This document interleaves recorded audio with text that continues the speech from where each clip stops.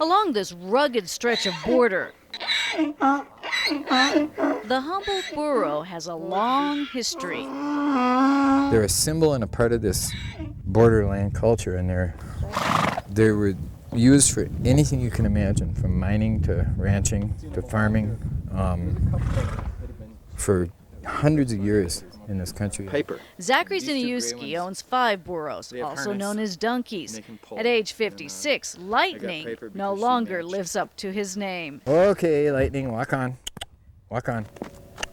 Ziniuski lives in the tiny town Marathon in the Big Bend region, where burros You're a good girl. are now at the center of controversy. She doesn't like the idea of her cousins down in the river being killed.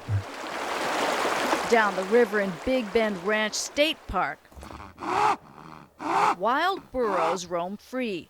We managed to get some video of this mother and her baby hiding in the brush. They and dozens of other donkeys are descendants of burros that either escaped or were set free. The Texas Parks and Wildlife Department says there are too many wild burros, that it's difficult and costly to capture and relocate them.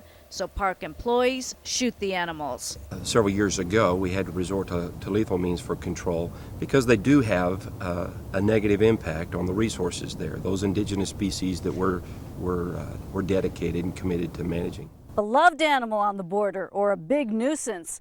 The fate of the burro here at Big Bend Ranch Park depends on how the state of Texas defines the animal.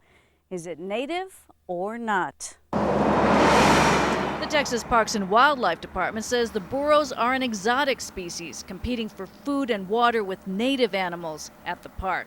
But the killings have sparked a backlash that spread beyond the Big Bend region.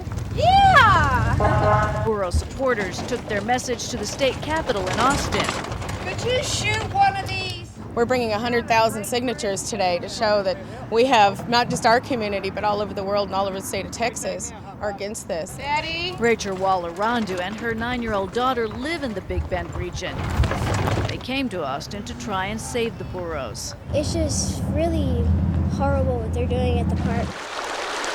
Burro defenders suspect the practice of killing the animals started to protect bighorn sheep and benefit hunters in the future. Hunting is not allowed at the park right now. An internal affairs investigation into the practice when it started in 2007 included interviews with 2 park employees who said burros were killed because they compete with native wildlife species, and their existence on Big Bend Ranch State Park conflicts with a pending program aimed at reintroducing desert bighorn sheep into the park.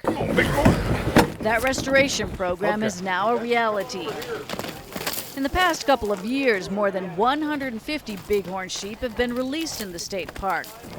A spokesman with the Texas Parks and Wildlife Department told us the sheep are among the native animals the state wants to protect, but not the sole reason for the burro killings. It's hard for me to imagine the Rio Grande being damaged after hundreds of years by burros.